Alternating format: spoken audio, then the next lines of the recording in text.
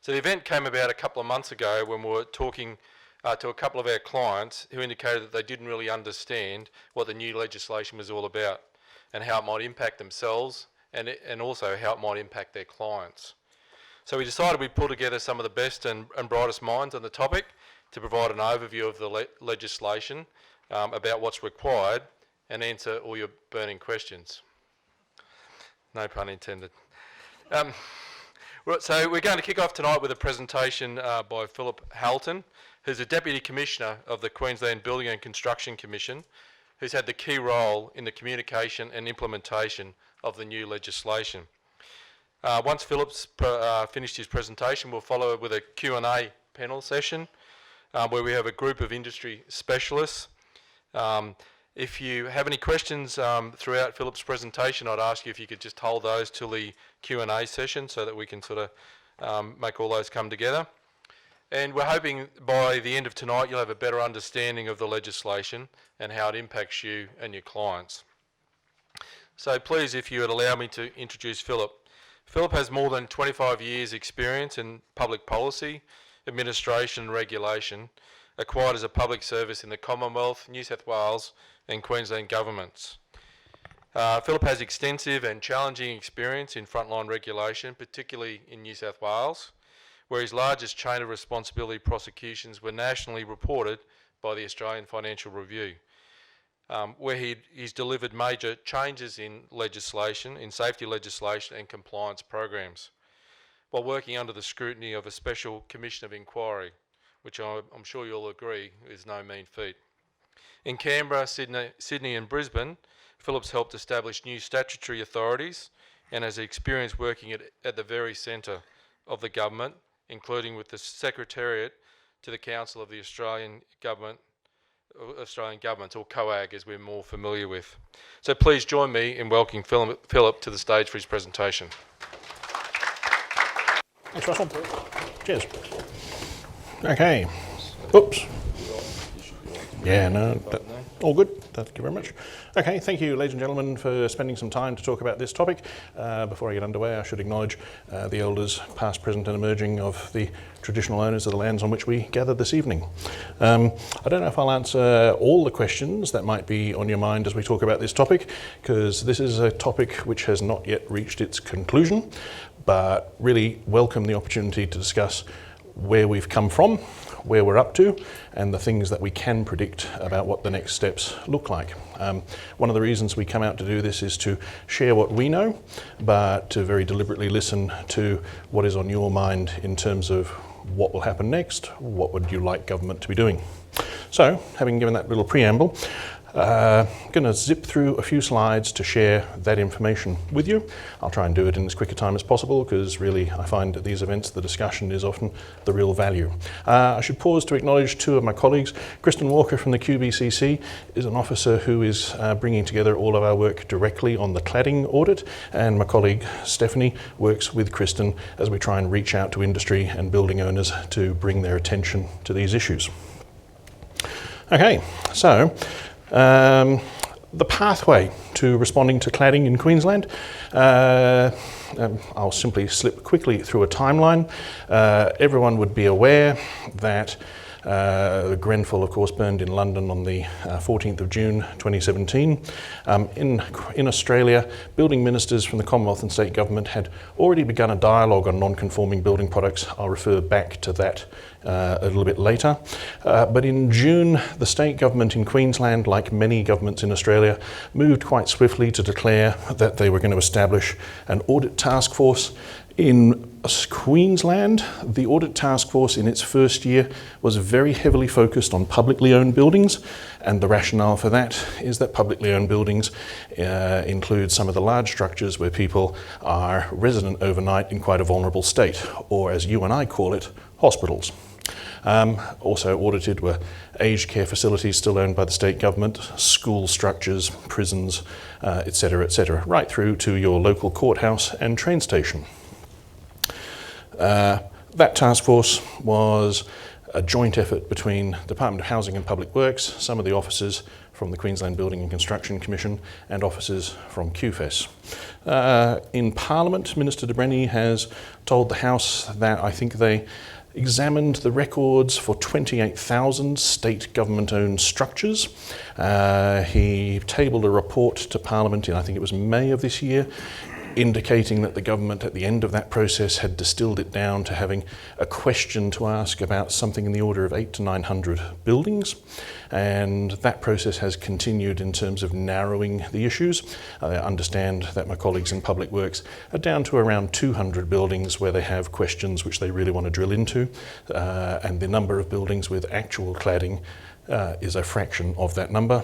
The number of buildings where the cladding will require work will be a fraction again. You'll often hear the Minister, especially when we're talking about the private sector audit, talk about basically a rule of 10% times 10%, that you go and check lots of buildings, 10% of them, seems to be the experience, have the need for further study, 10% of those actually turn out to require a bit of thought. QBCC took part in that task force, but the distinctive role we have in relation to cladding is the private sector piece. So earlier this year, the government made an amendment to the Building Act and its related laws, in particular the regulation made under the Building Act, and they've initiated the next wave of the cladding response, which is the private sector audit. There's a couple of things to say about this. In contrast to other states, the government has been quite creative and quite brave. I frequently refer to this as a cooperative audit. In Queensland, partly reflecting our geography, but also reflecting something of the style of the Premier, this private sector audit, it is a legal thing and there are legal penalties attached to it, but it's been designed in quite an innovative way as a cooperative audit. So the new law imposes a legal obligation on any person who owns a building that meets certain criteria to take part in the audit, but the building owner actually can provide the first response themselves. So the criteria, what you see on screen, government is looking for buildings built or modified after 1 January 1994 through to October of this year, looking for anything with a Type A or a Type B construction, looking for classes 2 to 9, which is broader than what some states have chosen to check, and looking for buildings 2 to 3 stories and above. The stages in the audit, again this is quite innovative, can be completed in terms of responses to the QBCC by lodging information through a website. Compared to the alternative of having to make an appointment for a government inspector to come to your property, or having to come into town and lodge documents over our counter, it's designed to be much more accessible. So the website, as many of you will know, invites people to answer initially 4 questions. The complexity is we are asking people, it's a bit 1990s, to print a document, sign a document, which is a statutory declaration, scan it and upload it. So welcome to 1994. The internet has arrived. But as a blend between legally enforceable and admissible statements and something accessible and low intrusion on a private building owner who could be simply a private investor, the government was quite deliberately trying to balance the factors. That website's also the vehicle to move through the later, more complex stages of the audit. So in the first instance, an owner on their own recognizance can do an inspection of their building, answer the 4 quite simple upfront questions. If they are very confident that they've eliminated the risk of cladding, they can legally print, sign, legally declare that they're done, scan and upload, and away you go. As I said, designed to be as low intrusion, low cost as possible.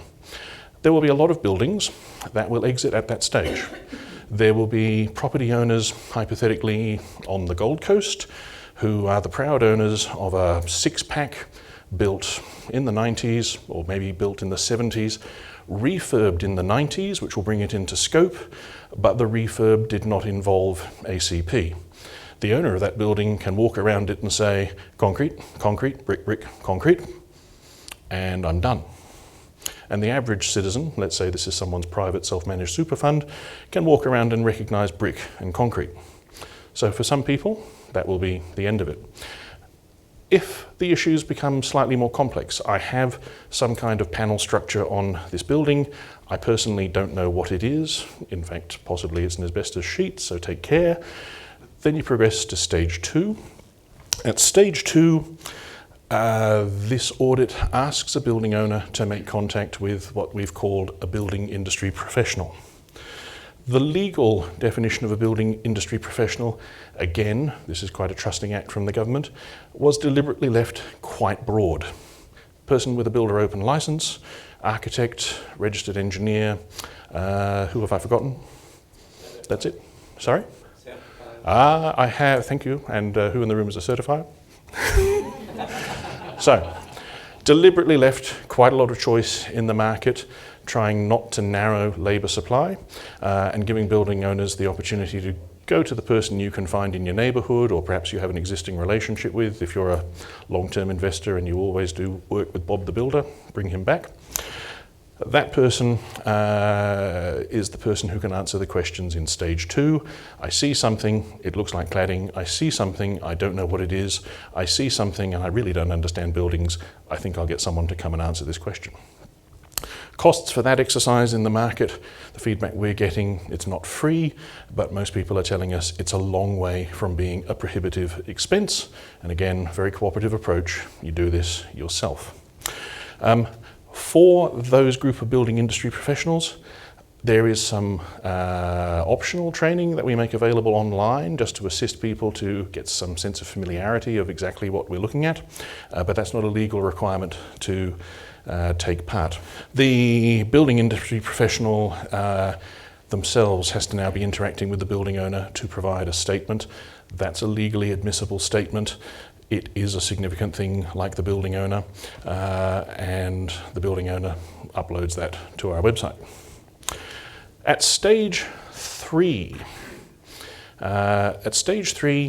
we're talking about buildings where a building industry professional has said, yes, you actually have some of the materials of interest on this structure. At that point, the building owner needs to go and form a relationship with a fire engineer. And I've skimmed over the dates, they were on a previous slide. Stage 1, do it yourself, exclude yourself, due by the end of March next year, 29th March next year. Stage 2, I see something, I don't know what it is, or I really don't understand anything about buildings, due by the end of May next year. Stage 3, although it's not explicitly in the Act, we often describe stage 3 as stage 3A and stage 3B. 3A, forming a relationship with a fire engineer if you have a building of interest, due by August next year. 3B, where the fire engineer gives you advice about what you're looking at and what might be an appropriate thing to do with your property, not due until 2021. Because there is an expectation in government that fire engineers are relatively few and far between. I'll now acknowledge the fire engineer on the panel. And while people might be able to strike heads of agreement and say, I will be the guy to do your property, there may be a desire to schedule the work. Again, thinking about the size of Queensland, some fire engineers may actually want to think about their travelling agenda. But that's the essence of stage 3, that at stage 3, someone has said there is actually cladding on this building. The question then becomes, what is the proper professional treatment of the cladding? At that point, building owner has to get professional advice, has time to take the professional advice, needs to, when the process is complete, disclose that advice to us. To assist fire professionals, at the University of Queensland, quite a body of knowledge deliberately compiled to give true fire professionals something to work with in terms of understanding the physical material characteristics of whatever material you're looking at. It is worth calling out a particular point of significance. The professor at the University of Queensland that the government formed a relationship with is a chap called Professor Jose Terrero, previously very senior professor at UQ, as of approximately Christmas, now a professor of Maryland in the USA. But as some of you have already worked out from the nods, the reason I mention him is he is one of the 5 international technical experts commissioned by the Grenfell inquiry to advise Sir Martin. I think they've now added a sixth, which is an international expert on toxins, because if you're following that inquiry, some of the victims had cyanide poisoning, which will be an interesting issue. But in terms of Professor Jose Terrero's international expertise, that's the status of him. He maintains a part-time relationship with the University of Queensland. Some of the material that we've made available freely to the industry is now being picked up by overseas countries. So you'll frequently hear Minister de Brenni, who's the chap looking slightly anxious here, talk about Queensland having some world-leading mobilisation of knowledge. He's not simply being a politician talking up what a good job he's doing. We are actually getting international users of that material. I want to branch out for a minute, because part of the opportunity at this session is to share a bit of knowledge, and another piece of legislation which will be of interest to you and I want to talk about for a minute and possibly show you a thing before we jump to questions, is the Non-Conforming Buildings Products Act. This is an amendment to the QBCC Act which came through Parliament last year. Interestingly, this Act was introduced into Parliament, put on the floor of the Parliament on the 25th of May 2017. And everyone in this room knows that Grenfell burned on the 14th of June. State government had actually already taken a cabinet decision that non-conforming building products were a very significant issue and needed a legislative response before that event. The motives for them taking that action were things like the lacrosse incident in Melbourne in 2014, the presence of infinity cables throughout large parts of the building industry in Australia. Here's what this law does. And this law is quite a big law, which is why I wanted to indulge and take a few minutes to explain it. This law is built in three pillars. It is a duties-based law. You all know what a duties-based law is. An OHS Act is a duties-based law. Everyone in the room owns or runs a business and has the idea that you have a duty to keep your workers safe and keep visitors to your properties safe. This law is a duties-based law. It establishes a duty that you should not be dealing in a non-conforming building product. Three major pillars to the Act. One pillar specifies what's a non-conforming product. One pillar lays out what's the information that needs to travel with a product. And then very significantly, if you are an executive or an advisor to an executive, this law lays duties on executives, which is the legal phrase for chairman of the board, chief executive, chief financial officer, chief legal officer. This is one of those pieces of legislation which is very special in Australia. It pierces the corporate veil. OHS law does that, environment law does that. This law does the same, which is how significant an issue non-conforming building products were treated to be by the Parliament. I'm going to spend just a little bit on that first pillar. A non-conforming product in Queensland is a product that cannot jump three hurdles. And this is a concept we really try and get out into the market.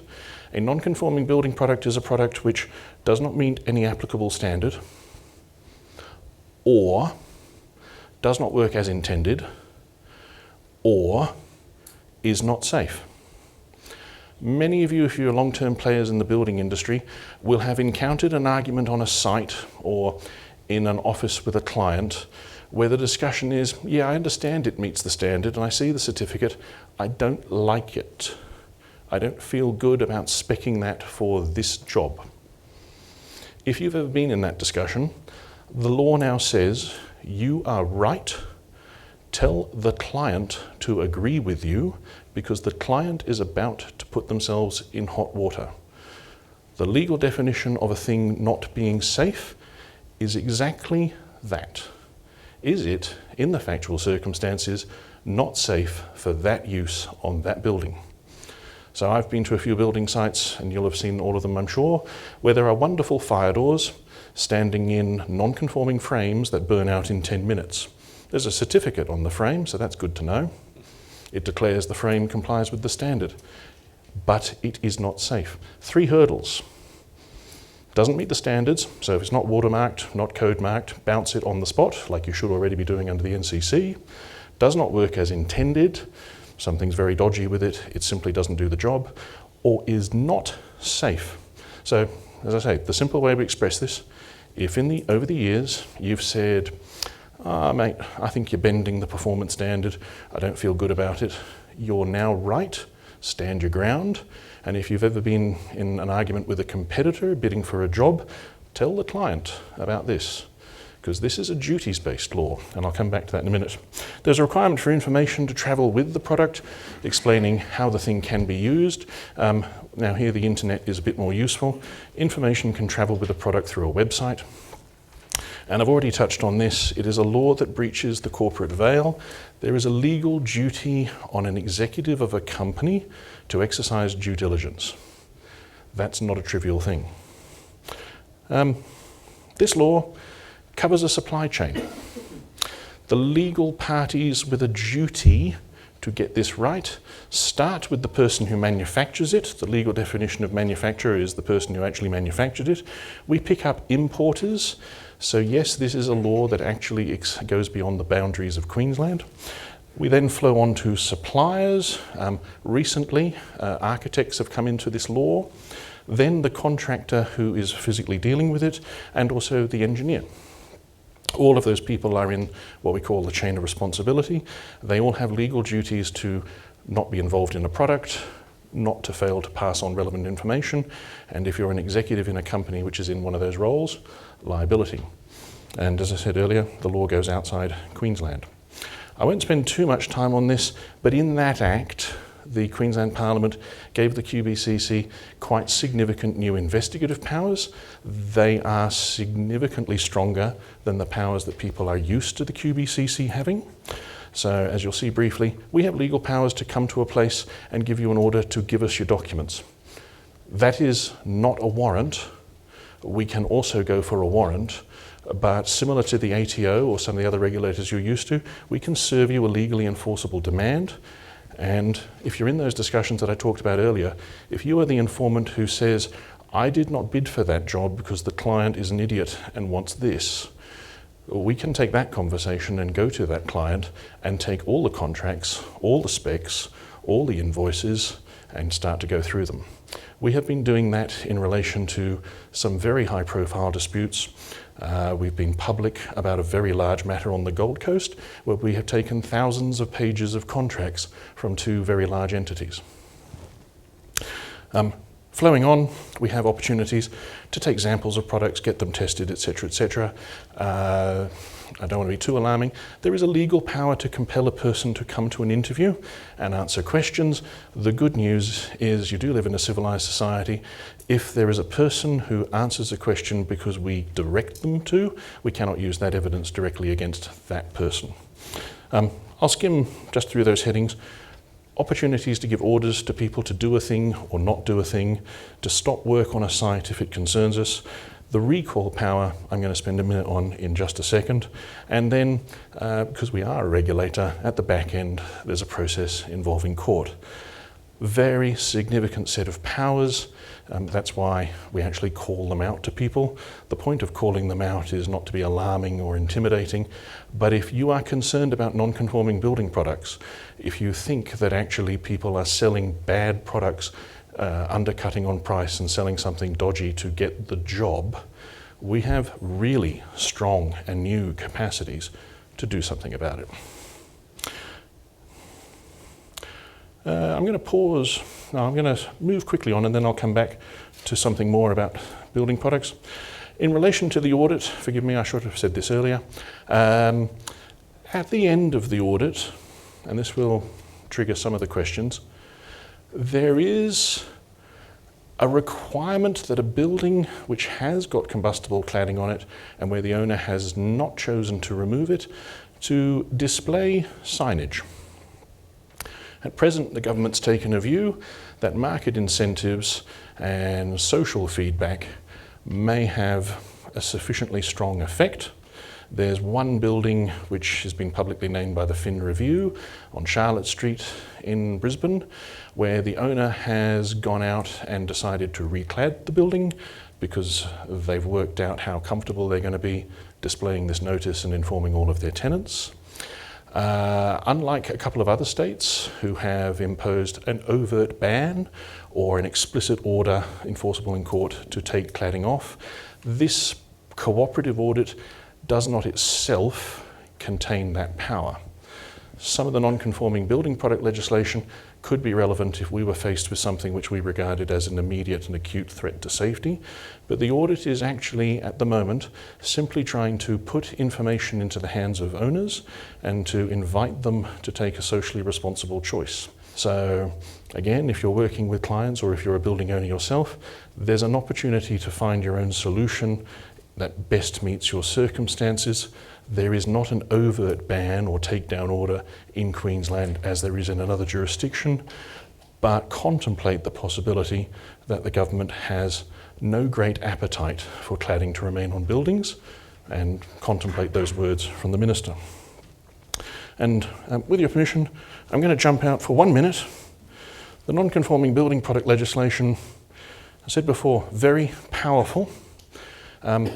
The first time we used it significantly since it was passed was in May of this year. Are people aware of a little dispute we had with a company called Clark Rubber? Well, let me take the opportunity.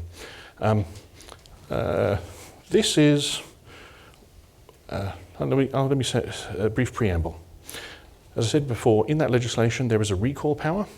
The recall power is as strong as anything you associate with the ACCC. It is legally a power that lives in the hands of the Minister. We advise him. It's entirely up to him as to whether he chooses to act. In relation to Clark Rubber, we had an interaction with them. Our interaction was exclusively with Clark, the master franchisor in Melbourne. So this law applies outside Queensland. The store you shop at is a franchise owned by a small business.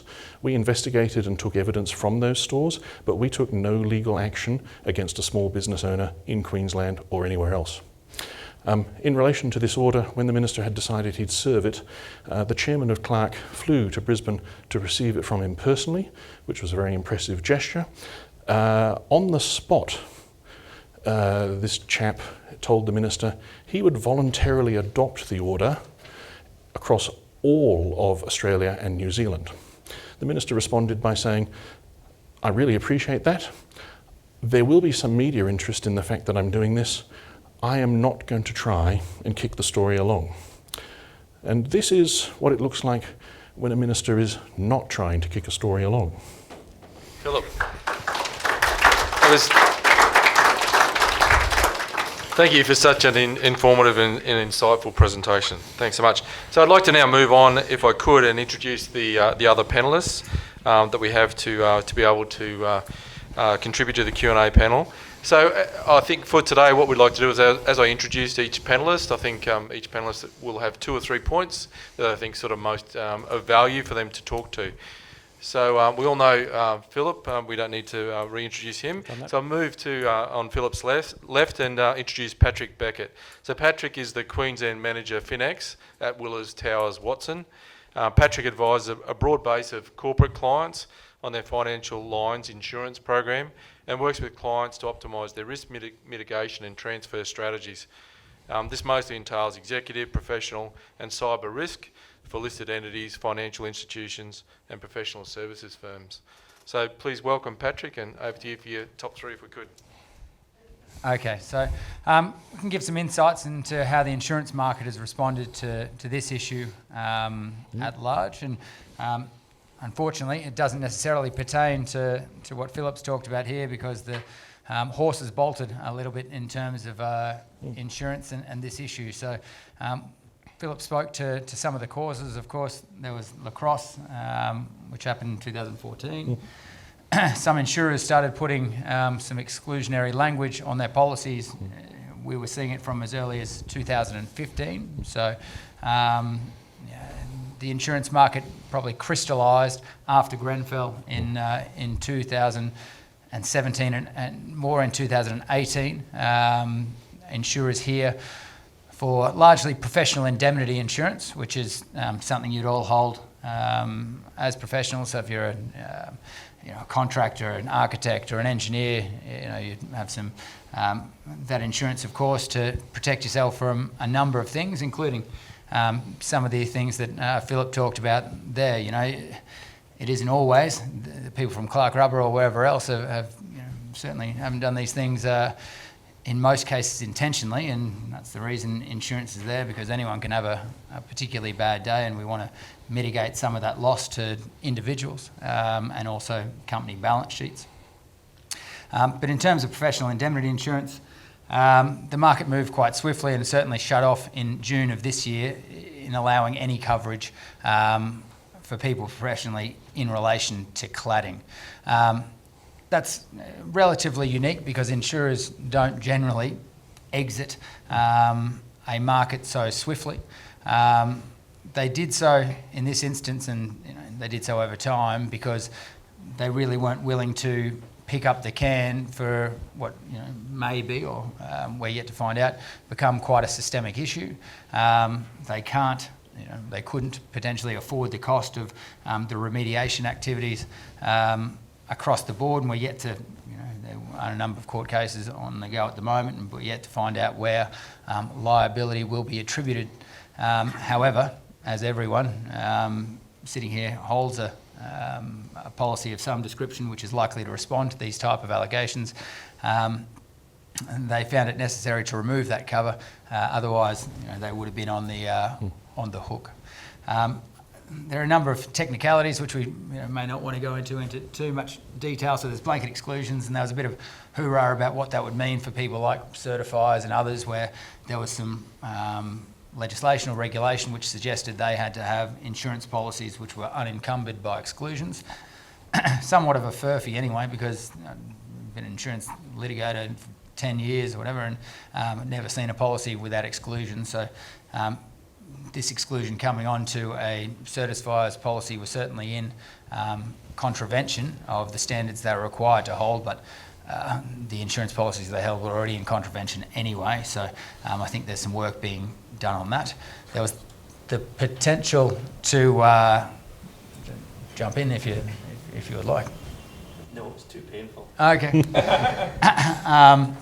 Well, look, some of these solutions will hopefully come from government and other entities as they band together to work out how do we best fix this. But insurers are trying to make sure it's not them. Notification of policies. If you had just received an exclusion and you were aware that you had maybe worked with some of these type of cladding materials before, it was possible to notify your current policy and crystallise some coverage for yourself or your firm. There's still a potential to do that.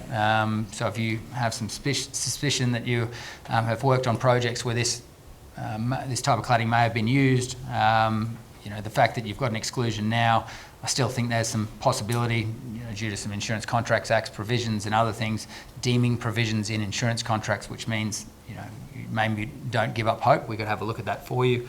And the second thing, the last thing, was making sure that if you do have a policy and you are doing some of the remediatory work or assessments that are going on at this time, that your policy will respond to any mistakes or professional ingressions that may occur during that work, because that isn't the view of insurers for that kind of stuff to be excluded. Property owners are of course facing a bit of an issue here. Insurance premiums are going up, and they're going up for a number of, there's a conflation of a few issues here. Sandwich or EPS panelling, which is a kind of a hallmark for food and beverage and other type of industrial concerns where they've got cold storage or refrigeration type things, have been a bit of an issue for the insurance industry. Thomas Foods was a big client of ours out of Brisbane, funnily enough, but $390 million loss to the insurance market that was paid out in 7 months, but a significant hit to the insurance market both here and in London. There was another fire, I think, in Melbourne today. But if you are involved in a business that has any of that kind of panelling, there's certainly some significant impost on cost. And with what we're seeing here, as well as obligations of disclosure under policies, whereas if you do have a suspicion or through this process which is going on, now you become aware that you own a building that has potentially non-conforming cladding on it, there would be a requirement to inform your insurer, and then it would be, we'd suggest, somewhat more difficult to either find cover or place that cover in the realm of cost which you're now getting it now. Thanks so much, Patrick. I'd now like to hand over to Sarah Hausler. So Sarah is a Senior Associate at McCullough Robertson and a Specialist Planning and Environment Lawyer with particular expertise in infrastructure, environment and urban planning. Sarah's experience includes advising government and private clients in relation to planning and environment litigation, project approvals and project documents, due diligence, infrastructure agreements and environment matters. So over to you if I could. Thanks, Sarah. Thank you. I wanted to talk about some of the things that aren't explicitly in the regulation. We've had a really detailed overview of the process set out in the regulation, but there's some issues there that the answers aren't immediately obvious. So one of the things that comes to mind for me as a planning lawyer is there's a whole bunch of buildings around town that have development approvals and building works approvals, and the project team has done the right thing and complied with those approvals. That's not the end of the story for them here in this space. It ordinarily is. Ordinarily, government won't come over the top of those approvals and impose additional requirements, but because of the strong policy and community drivers, that's the approach of this legislation. So don't think that I've done the right thing, I've got my approvals, I've spoken to the right government departments, I'm off the hook here. You could still be in for a bumpy road.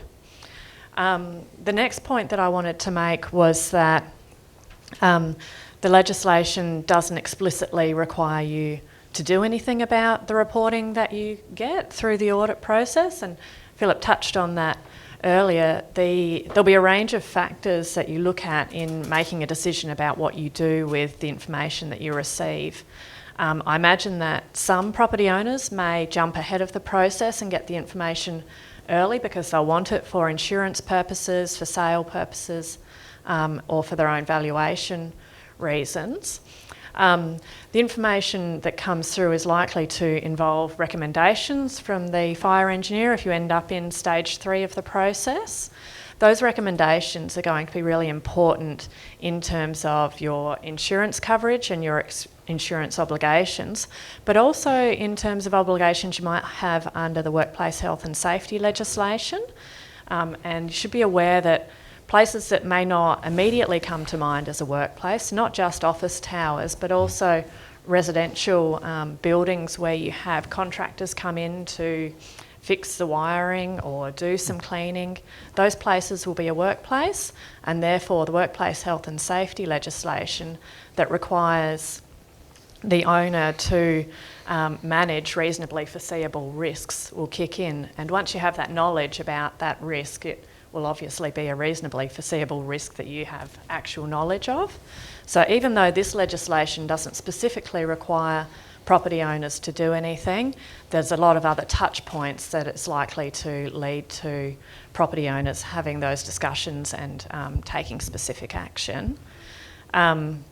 In that space, I can see that there'll be some difficult body corporate discussions, both at the committee level and at the community level.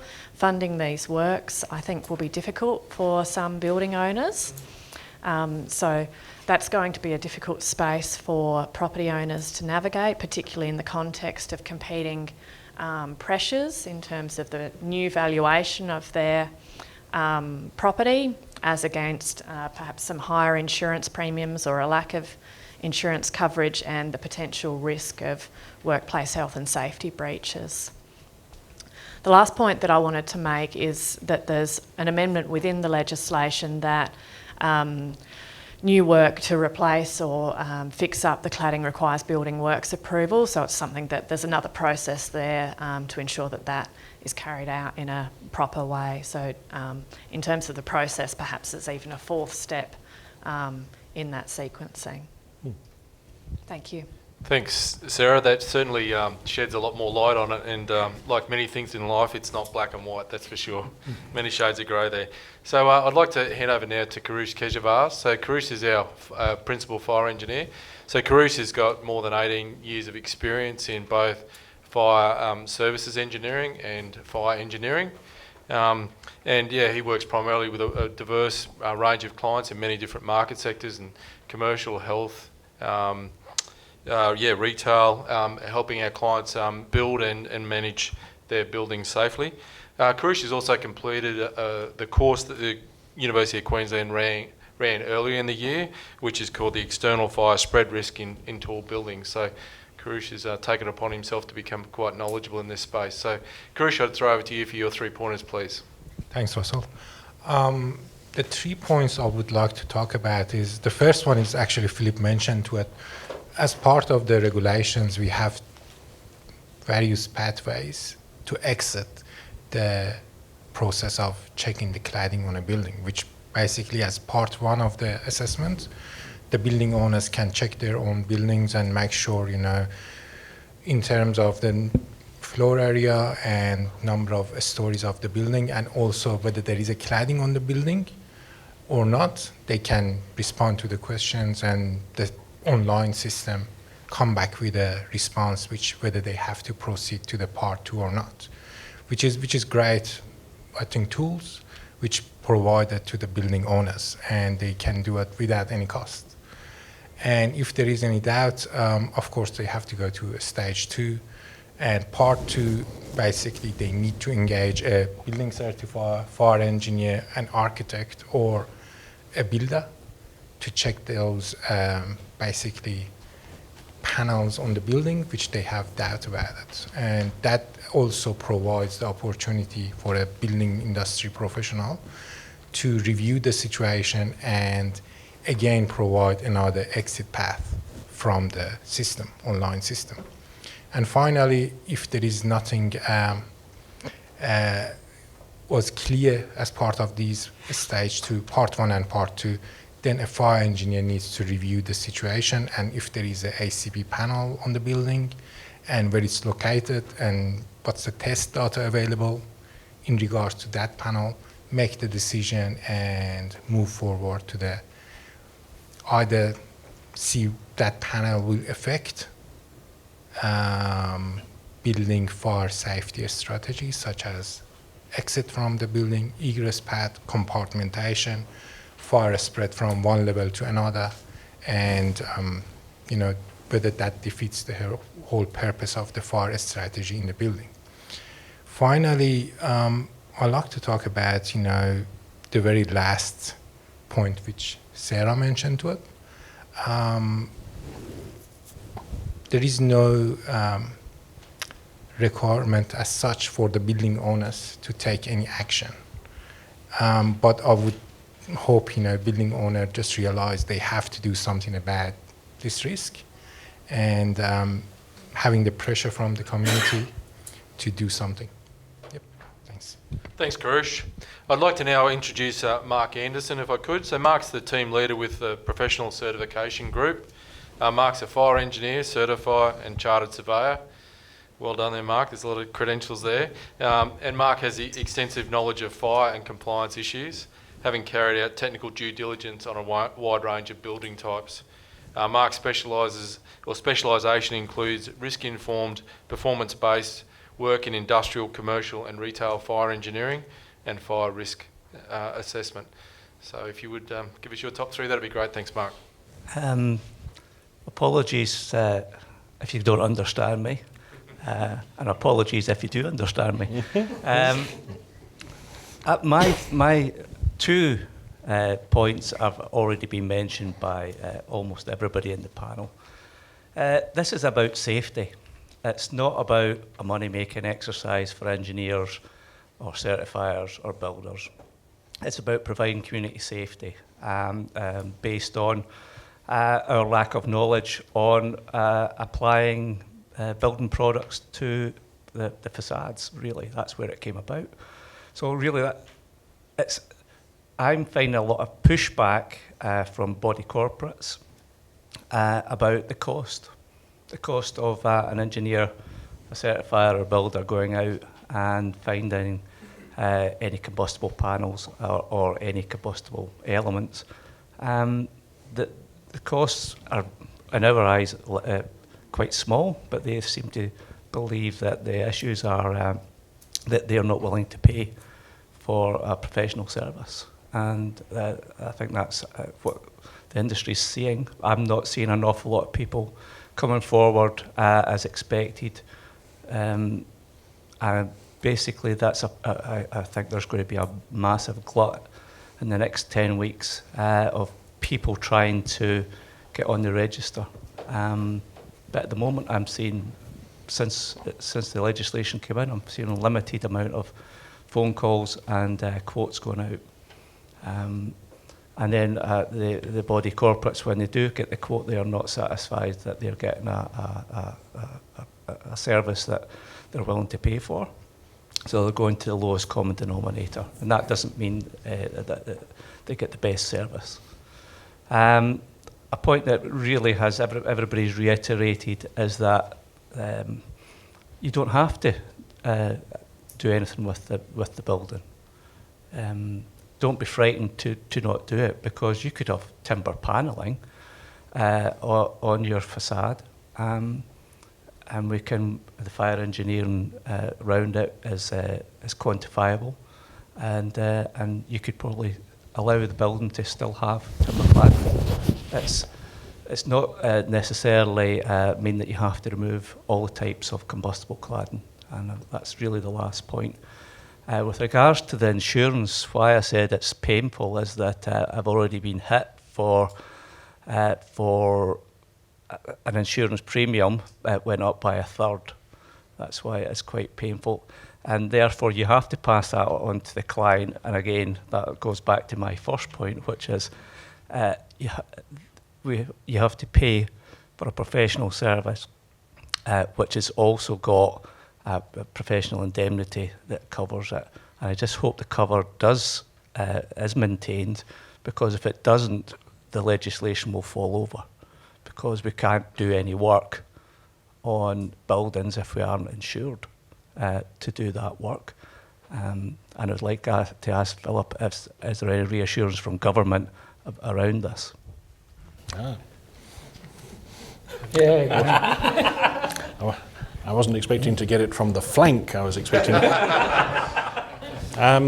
So the news is going to be unsatisfactory to you. In Queensland, the laws for certifiers, and I took the feedback before, that was interesting, but the law in Queensland asks certifiers to hold PI without exclusions, and I might need to follow up on what I heard earlier, because the data that we hold makes us think that certifiers in Queensland have that. There is a discussion occurring, which the QBCC is not directly involved in because we're a regulatory operational enforcement agency, but we are aware that nationally ministers have met. They've met with the associations representing certifiers and discussed what market availability is. And at present, there's been the successful availability, and I realise it's quite a tight market, of some underwriting to certifiers.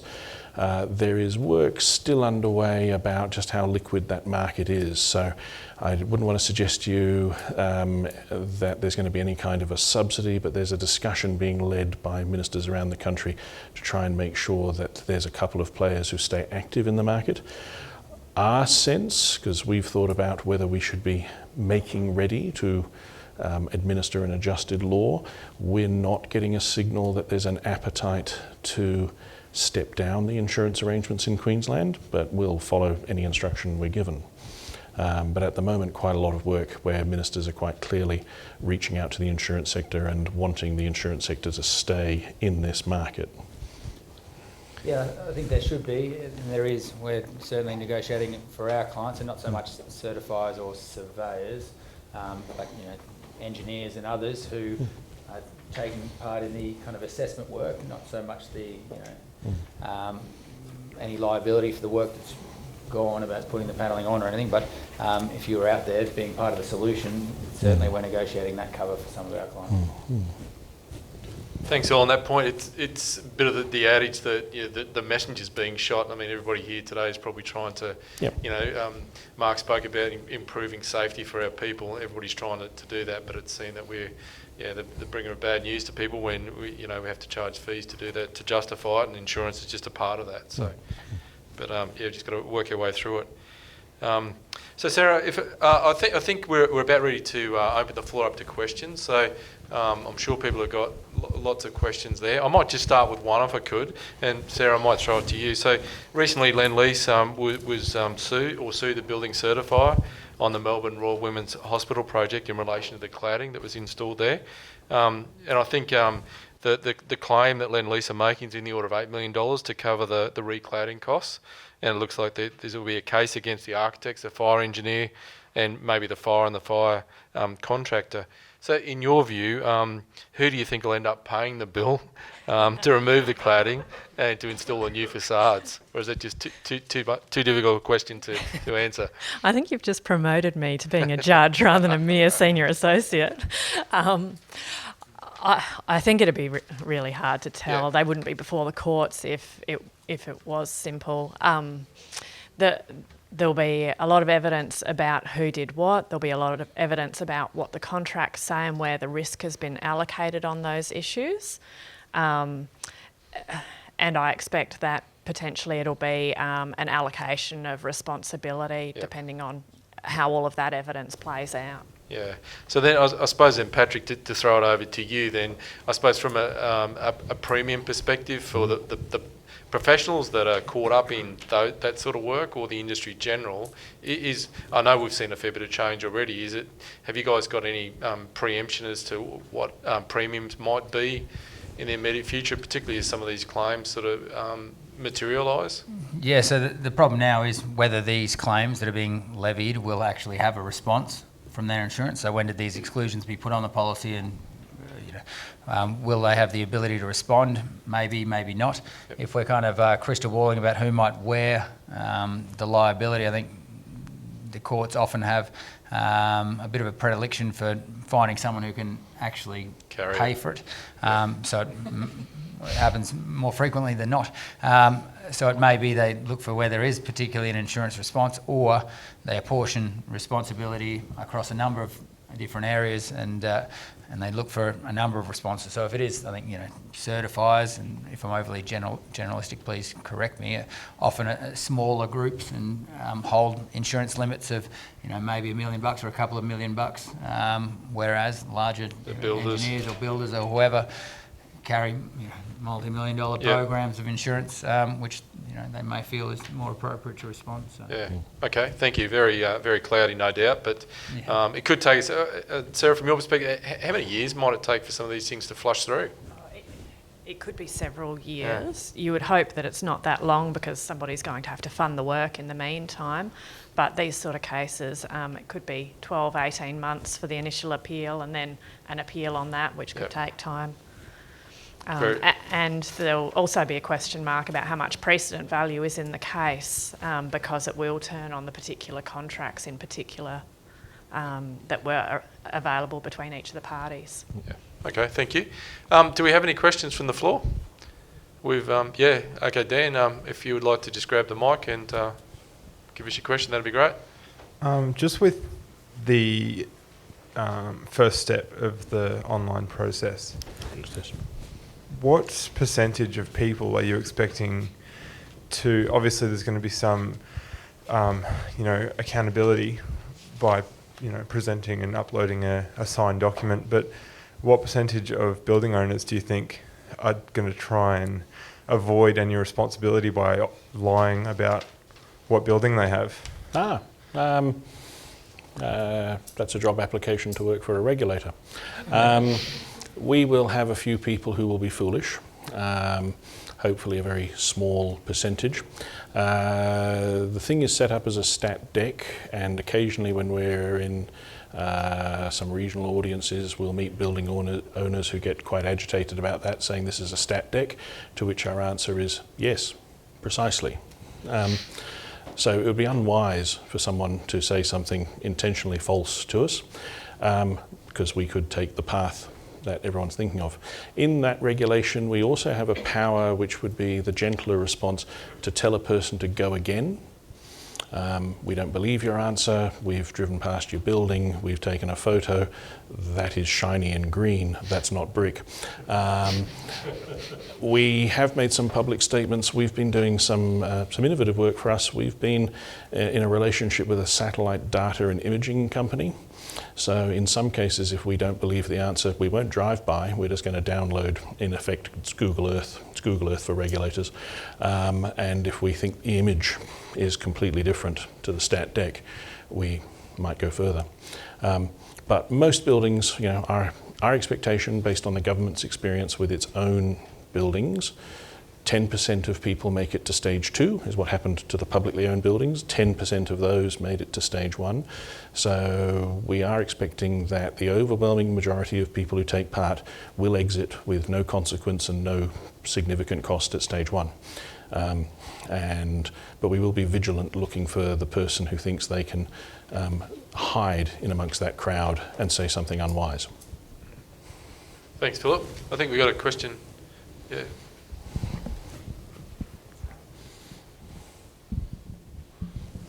My name's Peter Auster. I'm a building certifier. I have no doubt that I've approved buildings with combustible cladding in the last 20 years. That's my concern is that the legislation seems to be sheeting all of the responsibility for rectification back on the owners, yet the entire building industry missed this as a product. So I'm thinking that eventually the insurers are going to say, we don't want to provide insurance for certifiers. So if I become uninsurable, then I'm out of work. So then eventually I'll become a council certifier again if councils take it back. But I was a council certifier when I started approving this stuff. So I'm concerned that, say, the governments are just distancing themselves from this problem, and yet it's a national problem. And it doesn't seem fair to be shitting it back home to the building owner, who is, like I am, an innocent bystander in the whole process. That's not really a question, but it's good to get it off your chest in any case. Yeah. Is there any discussion about government providing insurance if the insurance industry backs away? If that's to me, none that I've witnessed. But your observation, if I can take it as a comment, Tony, is very sound. At the moment, I wouldn't want to say in Queensland that the government has written a law allocating the responsibility to an owner, but the owner is the owner. There is no law which prescribes that someone else is wearing the accountability. So if your building is 5 years old or 10 years old, you're the owner. There may be no one else left on the scene. Many people in the industry are starting to become aware.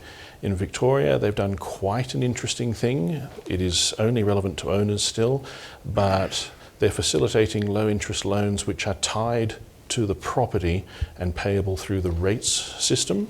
That's the first move I've seen in the country for a government to attempt to solve the financial issues, not having the taxpayer fund it, but trying to provide a securitized, long-lived loan product to allow people to trade out. We're going to have that question many times in every state.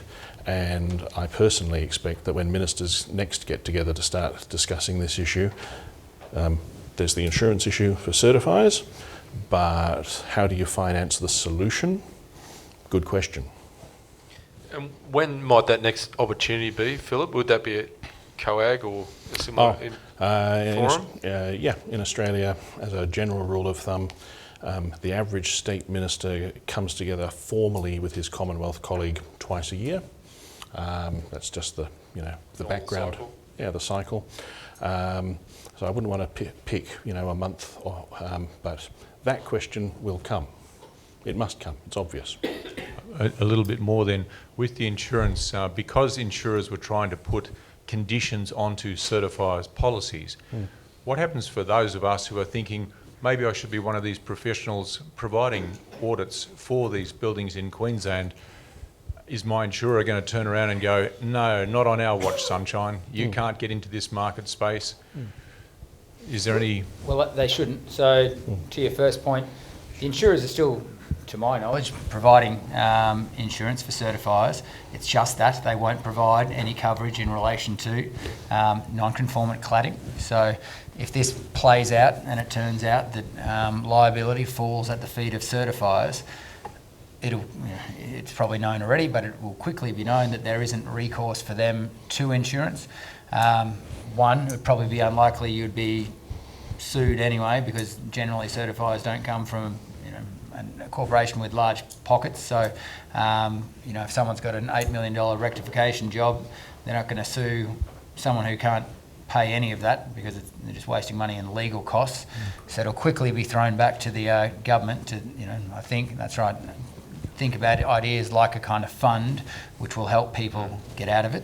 The second issue which you raise is, that's right, if I'm getting out there and doing assessment work, there is coverage for that in the market. We certainly have organised that for our clients, but that's a very important thing for people to understand, especially if they're putting their hand up to get involved in this stage 2 type stuff, because if you have what is a pretty standard exclusion now to do with cladding, they're extremely broad, and it would certainly restrict any mistake you made in terms of an assessment from you getting coverage under your current policy.